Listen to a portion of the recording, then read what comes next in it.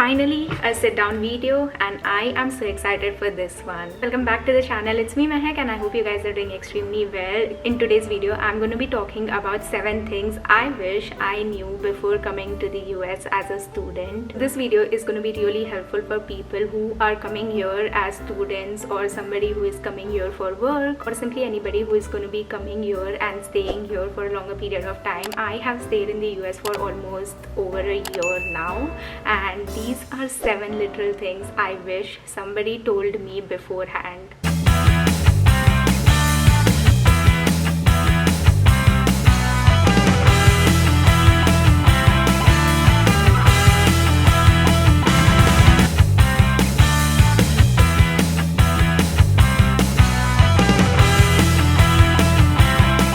Starting off, the first thing is it's a whole new life. Like, when I say this, I mean every single word of this. Nothing is going to be same as it was back home. Lately, I have realized that it's not just 2 different countries, but it's 2 different worlds altogether. Be prepared that you have to spend a lot of time alone and a lot of time by yourself. Especially if you are somebody who is coming in as a student, just the way I did, then you are going to end up spending a lot of time by yourself. There's nothing about spending time alone or by yourself, but I guess a lot of us are not used to this kind of a lifestyle. Like, honestly, even I wasn't for the longest time. Even the smallest thing, like going to a coffee shop alone, or traveling alone, or having my meals alone, was definitely very difficult for me initially. And then as time passes on, you definitely get used to it. So it's not something which is impossible, but you have to deal with it patiently.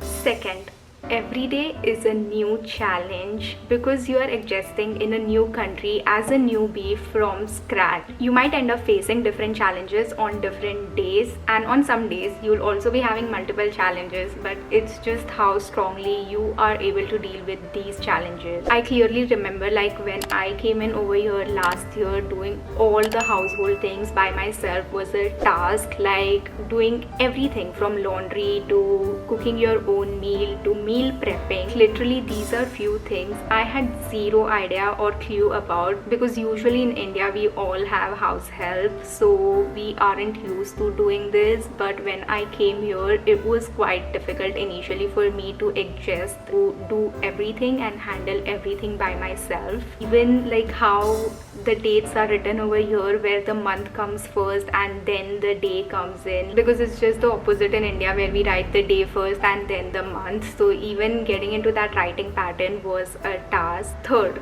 you will end up missing your friends and family back home a lot, and it is okay to do that. There's nothing wrong. And also, you might not end up making friends or relations that you had back in India with people over here, and I think which is fine. In my opinion, socialize as much as possible, but if you don't end up getting those genuine relationships and genuine bonds like how you had back at home, then don't get disappointed, because people here usually come with an intention to have a career growth and career progress, and a lot of time personal relationships is not given a lot of importance. So if you don't end up having the same social life, be okay with it.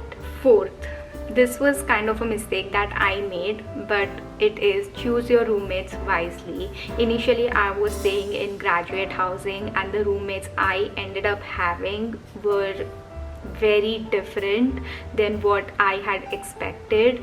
So you got to choose your roommates very wisely. Set your expectations, let them know that what you are expecting. Because on some days I used to wake up and think that I have landed in a garbage bin, and the house used to smell all the time, and there were a lot of issues. So roommate issues in the US is a real thing. I had absolutely no idea before coming here. I did have a very pathetic roommate experience that even when I think about it right now, or even while I'm talking about it, I do feel disgusting a lot of times. But then I was lucky enough that I was able to get a switch into a new apartment in the middle of a semester, because even the committee realized that this isn't working out and the way they are keeping the house is not quite literally the way it should be. So I shifted into a new apartment, which definitely made life much more easier and simpler. Not everyone that you'll meet in this journey are going to be the same as you. There are going to be people who will make your experience worse. Just got to face them strongly, not get disappointed with such situations, but see what are the steps you can take to improve the situations. Okay, taking a quick break, and while we are talking about roommates and accommodation, let me introduce you to today's partner of this video, which is Amber, a platform which will help you in booking your stay accommodation near to your university. It is South Asia's largest student accommodation provider, which is operational in more than 100 cities across Canada, UK, Australia and the US. In order to book your accommodation with Amber, you need to just follow these 3 simple steps. First, search according to your budget from high to low, preferences, durations and occupancies ranging from single to multiple. Second, finalize your stay, where you will be receiving free and personalized assistance at each and every stage. And then lastly, just book it, where cumbersome paperwork like lease agreement will be taken care by the Amber expert. So what are you waiting for? This is your chance to book your accommodation via Amber using the link down in the description box. Fifth and the very interesting one is you will have to keep on checking the weather app more than any other app on your phone, especially during fall and winter months when you will have no idea about the weather. Like, I'm inside right now. When I see outside, it's quite sunny, but the moment I'm gonna step outside, it's gonna be freaking cold. The weather here can literally be extremes. Like right now, if it's sunny, then after 2 hours it can even start raining. So you need to have the idea of the weather for the entire day, dress accordingly before stepping out. Honestly, I don't even remember checking the weather app even once in India, because it's never too harsh or extreme. Sixth one is a very important one, which is that you'll have to be sweet and kind to people over here at all given times, and at the same time you'll also have to work a little bit on the communication part.